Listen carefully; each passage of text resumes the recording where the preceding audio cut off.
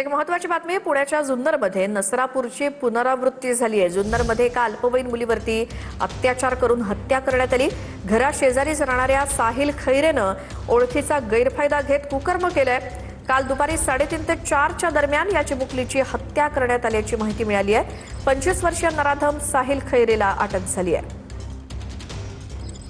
जुन्नर तालुक्यातील 10 वर्षीय चिमुलकीवरती 25 वर्षाच्या नराधमाने अत्याचार केल्याची धक्कादायक घटना घडली। अत्याचार करून याच आरोपीने या 10 वर्षीय चिमुकलीची हत्या केल्याची घटना उघड झाली आहे आणि यामुळे संपूर्ण परिसरामध्ये संतापाची लाट खरं तर पसरलेली आपल्याला पाहायला मिळते।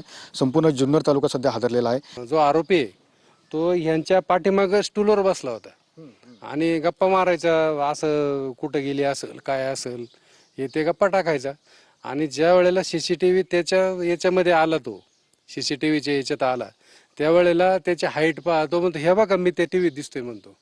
इथपर्यंत त्याची मजल। आपल्या प्रत्येकाच्या घरातली मुलगी समजून प्रत्येकाने मदत केली शोधण्याची।